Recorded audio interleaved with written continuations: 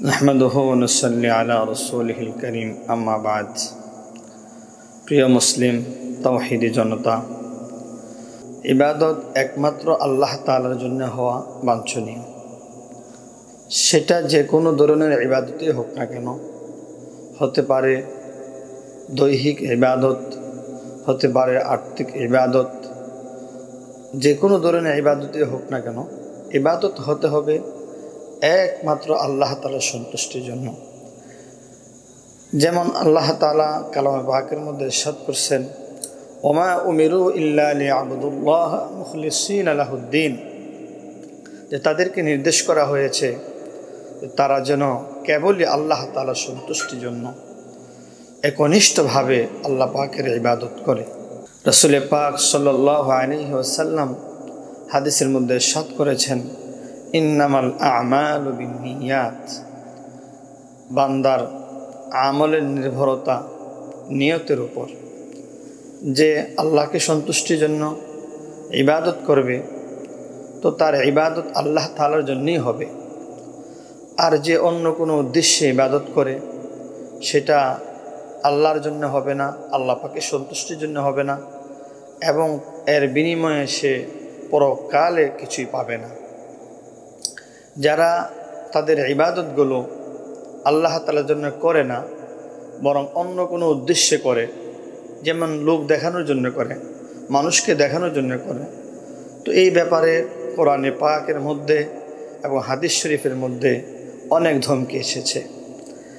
যারা লোক দেখানোর জন্য করবে, মানুষকে দেখানোর জন্য করবে, তাদের ইবাদত, তাদের সেই আমল বরবাদ হয়ে যায় এবং এর কোনো বিনিময়ে তারা আল্লাহর কাছে পাবে না, বরং তাদের সেই ইবাদতটাও এইটা তাদের আযাবের জন্য কারণ হবে। এই জন্য প্রিয় বন্ধুগণ, আমরা যে ধরনের ইবাদতই করি না কেন, আমাদের ইবাদত হতে হবে একমাত্র আল্লাহ তাআলার সন্তুষ্টির জন্যে। ইবাদতের মধ্যে আমরা কিছু ইবাদত করি দৈহিক ইবাদত, যেমন নামাজ, রোজা, হজ ইত্যাদি আমলগুলো আমরা দৈহিকভাবে করে থাকি। আর কিছু ইবাদত আছে আর্থিক ইবাদত, ইনফাক ফি সাবিলিল্লাহ, আল্লাহর রাস্তায় ব্যয় করা। বিশেষ করে লোক দেখানোটা এই ক্ষেত্রে বেশিরভাগ হয়ে থাকে। যেমন বর্তমান অবস্থার প্রেক্ষিতে জাতি যখন বিপদগ্রস্ত, এ অবস্থায় অনেক শ্রেণীর মানুষ বিভিন্নভাবে মানুষকে সহযোগিতা করছে। তো সেই সহযোগিতার ক্ষেত্রে এটা একটা বিরাট ইবাদত, সহযোগিতা করা। কিন্তু এক্ষেত্রেও দেখা যায় আমাদের এই ইবাদতটা অনেক ক্ষেত্রে অনেকেই আল্লাহ তাআলার সন্তুষ্টির জন্য করে না, বরঞ্চ মানুষকে দেখানোর জন্যই বেশিরভাগ হয়ে থাকে। যেমন দেখা যায়, যা কিছু আমি দিতেছি, দেওয়ার আগেই এটা কয়জন দেখলো আর কিভাবে দেখবে সেই ব্যবস্থাটা করে নিই আমরা।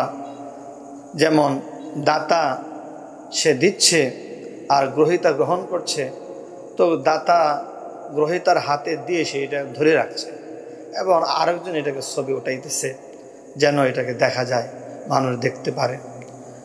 তো যাই হোক বন্ধুগণ, এই আমার আলোচনার উদ্দেশ্য হলো এই ছবি ওঠানো বা মানুষকে দেখানো, এটা যদি মানুষকে দেখানোর উদ্দেশ্য হয়ে থাকে তাহলে আমার এই দান, আমার এই সদকা, আমার এই ইবাদত আমার কোনো উপকারে আসবে না, বরং এইটা আমার জন্য এক ভয়ানক আযাবের কারণ হবে।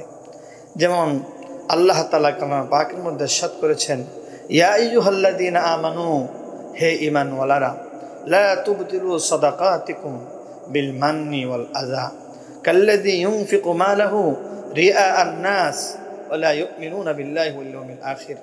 হে ঈমানওয়ালারা, তোমরা তোমাদের দান সদকাকে বাতিল করো না, তার ইহসান, তার অনুগ্রহ প্রকাশ করে ওই সমস্ত ব্যক্তিদের নেই যারা মানুষকে দেখানোর জন্য দান করে।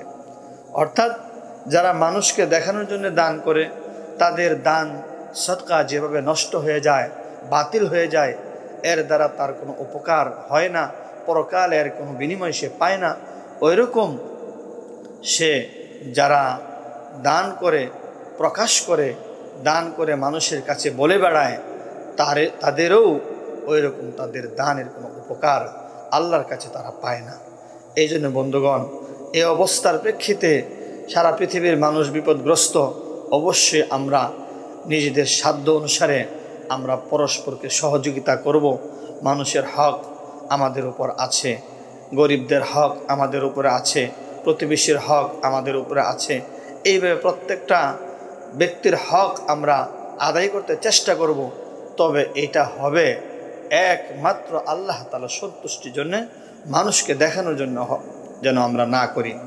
আল্লাহ পাকের সন্তুষ্টির জন্য যদি আমরা সরিষা পরিমাণ সামান্যটুকু আমরা দান করি, সদকা করি, দেখা যাবে আল্লাহ তাআলা এই অল্প দানের, অল্প সদকার, সামান্য ইবাদতের বিনিময়ে আল্লাহ তাআলা আমাকে পরকালে মুক্তির রাস্তা খুলে দিতে পারেন। আর যদি আমার বিরাট দান, অনেক কিছু আমি দান করি, অনেক বড় আমি দাতা হই, কিন্তু সেটা হয় মানুষকে দেখানোর জন্য, যে মানুষ দেখবে আমি অনেক দান করছি, মানুষ বলবে যে আমি বড় দাতা, তাহলে এই বিরাট বড় দাতা বা অনেক বেশি দান করা সত্ত্বেও সামান্য উপকারও আমার হবে না। যেমন এক হাদিসের মধ্যে রাসূল পাক সাল্লাল্লাহু আলাইহি ওয়াসাল্লাম ইরশাদ করছেন, দাতাদেরকে কাল কিয়ামতের ময়দানে ডাকা হবে এবং জিজ্ঞাসা করা হবে যে তোমাকে যে আমি সম্পদ দিয়েছিলাম, এই সম্পদ তুমি কি করেছো, কোন পথে ব্যয় করেছ? সে বলবে, হে রব্বুল আলামিন, আমি তো আপনার সন্তুষ্টির জন্যে আপনার বান্দাদের পিছনে আমার এই আপনার দেওয়া সম্পদ থেকে আমি ব্যয় করেছি। আল্লাহ রব্বুল আলামিন তাকে বলবেন, তুমি মিথ্যা বলেছ, বরং তুমি দিয়েছ তো মানুষকে দেখানোর জন্য, মানুষ তোমাকে দাতা বলবে, আর এইটা তো তোমাকে বলাই হয়েছে।